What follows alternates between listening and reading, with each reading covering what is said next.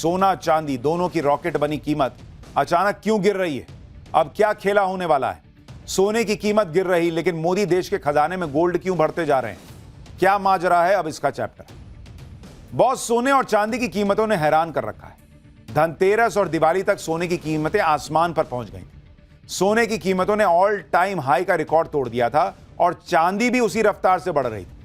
Public असमंजस और दुविधा में थी कि क्या करें, सोना अभी खरीदें, रुक जाएं। धनतेरस और दिवाली पर महंगा होने के बाद भी लोगों ने सोना खरीदा। अब आगे शादियों का सीजन है और अब सोने चांदी की कीमतें गिर रही हैं। सोने और चांदी के दाम औंधे मुंह गिर रहे हैं और हमने आपको पाठशाला में कहा था कि थोड़ा संभल के बॉस, मार्केट जो है, इनकी प्राइस जो है वो क्रैश भी हो सकती है। जितनी तेजी से कीमतें बढ़ी थी उतनी ही तेजी से कीमतें कम हो रही हैं सोने चांदी की। इस बात की आशंका पहले से लोग जता भी रहे थे कि सोना चांदी के दाम कम होंगे, लेकिन असमंजस और दुविधा की स्थिति अभी भी बनी हुई है, क्योंकि सोने और चांदी की कीमतें कहां जाकर रुकेंगी अब ये कोई नहीं जानता। देश की इकोनॉमी में सोने का महत्वपूर्ण रोल होता है और इसीलिए सोने की कीमतें कम होने पर तरह तरह की बातें हो रही हैं।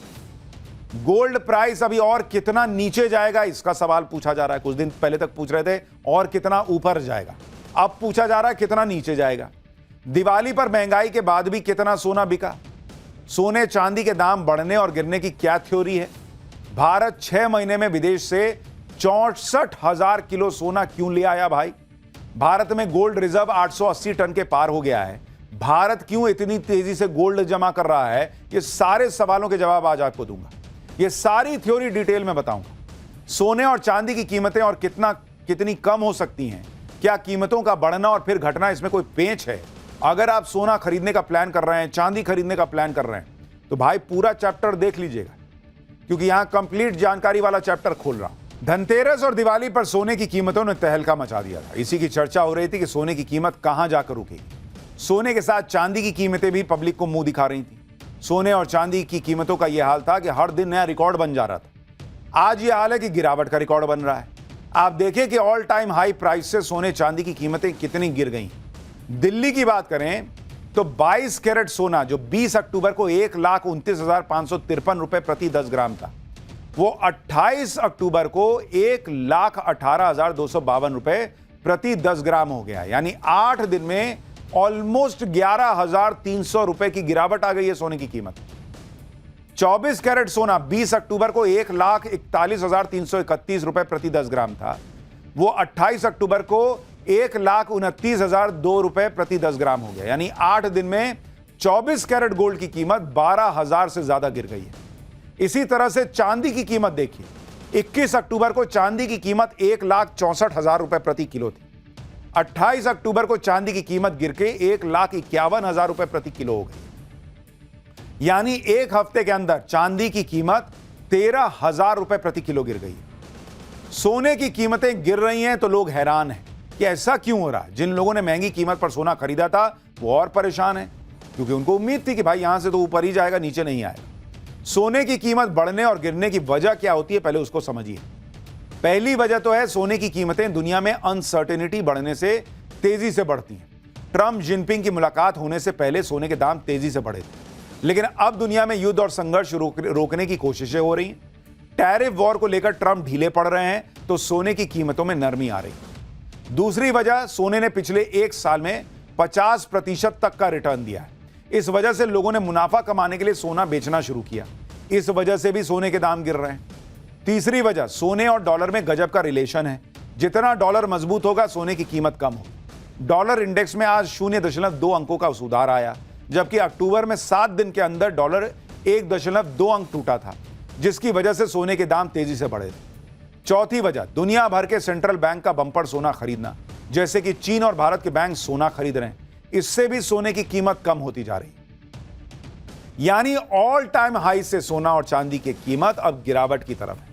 लेकिन सवाल खड़ा हो रहा है कि सोने और चांदी के दाम और गिरेंगे या फिर बढ़ सकते हैं। हालांकि कुछ एक्सपर्ट्स के मुताबिक सोने की ग्लोबल कीमत फिलहाल $4,000 प्रति आउंस है, जो 2026 तक $5,000 प्रति आउंस हो सकती है। यानी सोने की कीमत में 25% के जंप होने का अभी भी अनुमान जताया जा रहा है। वहीं मॉर्गन स्टैनली रिसर्च के मुताबिक सोने की कीमत 2026 में $4,400 प्रति आउंस तक जा सकती है। यानी एकदम पैनिक मोड में बेच देना है, ये करना, ये सब मत कीजिएगा। अभी थोड़ा संभल के रहिए, अभी देखते रहिए, समझते रहिए क्या हो रहा है। आप ये भी देखिए कि धनतेरस और दिवाली पर सोने चांदी के दाम आसमान पर थे, उसके बाद भी लोगों ने सोना चांदी जमकर खरीदा। दिवाली के पहले 2 दिनों में भारत में लोगों ने 40 टन सोना खरीदा। धनतेरस और दिवाली पर 70,000 करोड़ रुपए का सोना खरीदा गया बॉस। लोगों ने गहनों के बजाय सोने के सिक्के और गोल्ड बार खरीदे। ज्यादातर लोगों ने सोने की खरीदारी निवेश के मकसद से की। भारतीय परिवारों के पास मौजूद सोने की कीमत 335 लाख करोड़ रुपए है।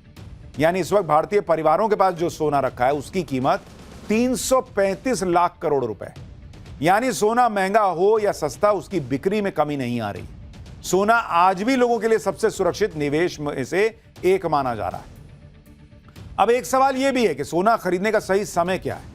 वैसे तो सोने में निवेश करते समय अपनी बुद्धि और विवेक का इस्तेमाल करना चाहिए, क्योंकि मार्केट बहुत वोलाटाइल होता है। ऐसे में आपका अपना असेसमेंट, रिसर्च, लक फैक्टर भी जरूरी होता है। बाकी कुछ इशारे हैं जिनसे आप समझ सकते हैं कि सोना खरीदने का सही समय क्या है। अगर दुनिया में शांति है, कोई बवाल नहीं हो रहा, तो सोने के दाम कम होंगे या स्थिर होंगे। अगर डॉलर की कीमत बढ़ती रहेगी या डॉलर मजबूत होता रहेगा, तो सोने की कीमत गिरने की संभावना रहती है। दुनिया के बड़े देशों पर नजर रखिए। अगर वहां के सेंट्रल बैंक सोना खरीद रहे हैं, तो इससे सोने के दाम कम हो सकते हैं। ये सारे संकेत हमेशा सही ही हो, इसकी भी गारंटी नहीं है। सोना खरीदने से पहले अपनी खुद की रिसर्च जरूर कीजिए। अगर निवेश के लिए कर रहे हैं तो भी, नहीं तो शादियों या फिर फेस्टिव सीजन में तो लोग सोना खरीदते ही रहते हैं। सोना किसी भी देश की इकोनॉमी में बड़ी भूमिका निभाता है, और भारत दुनिया की सबसे तेजी से बढ़ती इकोनॉमी है। भारत का बहुत सारा सोना विदेशों में जमा है, जो धीरे धीरे भारत वापस लाया जा रहा है। भारत में सोने का भंडार बढ़ाने के पीछे की वजह भी आपको बताता हूं। मार्च 2025 से सितंबर 2025 यानी 6 महीने में 64,000 किलो सोना भारत लाया गया। मार्च 2023 से अब तक 2,74,000 किलो सोना भारत वापस लाया जा चुका है। दुनिया में तेजी से बदल रहे हालात और युद्ध की वजह से सोना वापस ला रही है मोदी सरकार। रूस यूक्रेन युद्ध के बाद रूस का फॉरेन एक्सचेंज यूरोप और अमेरिका ने जब्त कर लिया था। ग्लोबल मार्केट में सोने की कीमतें बढ़ने से भी भारत अपना सोना विदेश से वापस ला रहा है। अपने फॉरेन रिजर्व को सुरक्षित रखने के मकसद से भी भारत सोना वापस ला रहा है। फिलहाल भारत के पास कितना गोल्ड रिजर्व है वो भी आपको बता देता हूं। भारत के भंडार में फिलहाल 880.8 टन सोना मौजूद है। इसमें से 575.8 टन सोना भारत में रखा गया है। 290.3 टन सोना बैंक ऑफ इंग्लैंड और बैंक ऑफ इंटरनेशनल सेटलमेंट्स में रखा हुआ है। यानी भारत का गोल्ड रिजर्व बढ़ रहा है, और आज जियोपॉलिटिक्स का जैसा माहौल है उसे देखते हुए एक महत्वपूर्ण कदम है, क्योंकि जितना आपके पास गोल्ड रहेगा, आप मान के चलिए कि आपकी इकोनॉमी उतनी स्टेबल रहेगी। दुनिया में डॉलर गिरे बढ़े, आप कह सकते हैं भाई हमारे पास सोना है, आपकी इकोनॉमी मजबूत रहेगी। पीएम मोदी देश के खजाने को सोने से भर रहे हैं। दूसरी तरफ देश में सोने का भंडार भी मिल रहा है। सोने का नया भंडार वहां मिला है जिसके बारे में कोई सोच भी नहीं सकता। बिहार के जमुई जिले में सोने का इतना बड़ा भंडार मिलने की बात है जिससे बिहार की भी सूरत बदल जाएगी। जियोग्राफिकल सर्वे ऑफ इंडिया की रिपोर्ट के मुताबिक बिहार में सोने का विशाल भंडार है। जमुई जिले में 222 मिलियन टन गोल्ड रिजर्व का पता चला है, जो भारत में सोने के संसाधनों का कुल 44% है। बिहार में सोने का खनन अभी तक सीमित रहा है। इसका सही इस्तेमाल करने से बिहार देश की इकोनॉमी का केंद्र बन सकता है।